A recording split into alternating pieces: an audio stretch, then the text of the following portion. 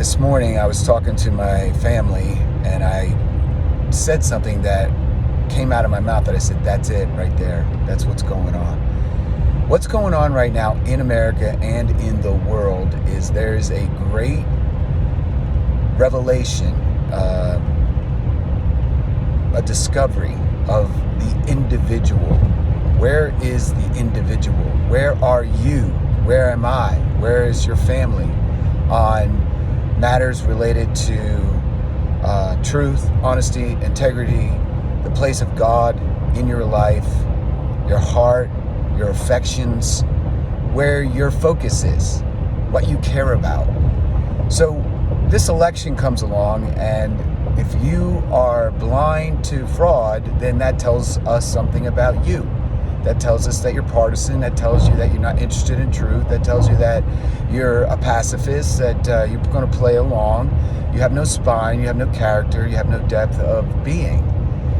If you are afraid of public outcry against your opinion on mask, on the medical crap that's going on, which is clearly an overplay by dark forces. Masks do not work, especially when you just got a regular cheapy old mask that you touched a million times with your fingers, barely cover your face. Masks do not work. In fact, they are unhealthy, especially when you're running around and breathing through the stupid mask and making yourself breathe in a way that's different. You're increasing the temperature of your mouth. You're opening the door for viruses to sit in your mouth so that you're now exposed to more comprehensively. Masks do not work. They are part of the intimidation factor of what's going on in the world. Freedom, liberty, those things are under attack by dark forces. We'll call those dark forces Satan, but he is using governments. He is using crooked politicians locally, at the state level, and obviously at the federal level and in the courts. So the people that don't want to act, the people that want to sit back and just let it happen, are like unto those, let's say at the time of the Civil War, at the time of the Great American Revolution, there were always people that supported England. There were always people that supported no war or just let them do what they're going to do. And then there were the patriots. Then were those who fought and put their lives at risk, who put themselves out there and said, I'm here, count me in, I'm going to fight for freedom. So this whole exercise that's played out before our eyes, and the fake media, those who watch the media, believe the media, can't see through it, those who research and those who don't, all of it is just a revelation. You are where you are. I'm not your judge. God is.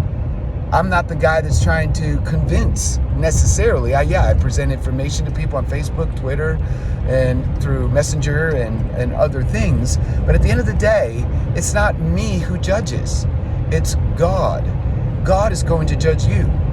And I'm telling you, God is going to prevail because he's God. He's going to bear his arm. Justice will win.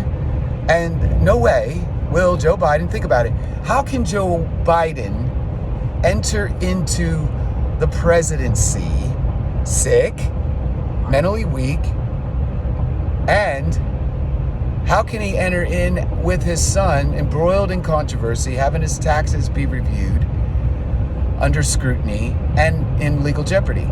That's never happened before in American history. Yeah, there was dirty, corrupt people, but this is so out in the open, and there's so much evidence, and there's so much truth that has yet to be revealed to the masses.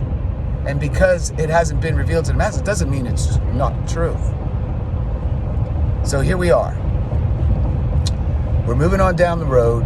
Every day is a new revelation about where people stand, and that's the ultimate point. So wherever you're at today, that's where you're at. Wherever you're at today, that's your place. That's where you're at in the level of research. That's where you're at in the level of faith. That's where you're at in the level of belief in God's power, or how big you see your God, how big you see the living God, the creator of heaven and earth. You see it the way you see it, and your response is your response. Now, the question is, will you listen to what I'm saying and ask yourself, am I standing on a rock or am I standing on quicksand? And my desire for all humans everywhere is that you stand on a rock. And the only rock that you and I can confess is a true rock is the rock that is Jesus Christ, the eternal rock that was there for the Israelites, that was there for the apostles, that was there for every good king in Israel, that's been there for every true patriot that's prayed and cried out to God. The rock is the rock. Either you're standing on the rock or you're not. It has nothing to do with me. It has to do with you. It has to do with where you're at in this life. So that's it. Those are my thoughts. Had to get rid of them. God bless you, and may you continue to dig. May you be spurred on to research. May you go to different sources, and may you dig in the depths of your soul and pray with all your heart to the living God for wisdom, which he promises to give to those who do not doubt, those who cry out in faith. He will answer you in the affirmative. He will come to your aid because he's that kind of God, a loving God, a merciful God, a tremendous God, a father to the orphan and a husband to the widow. So I pray that God will move right now, this day, the 12th of December in Washington, D.C. I wish I could go, but I can't. But I'm praying. My heart is there. I'm for the people that are fighting, the patriots.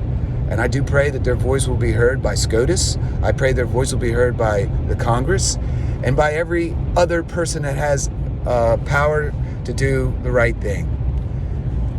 God bless.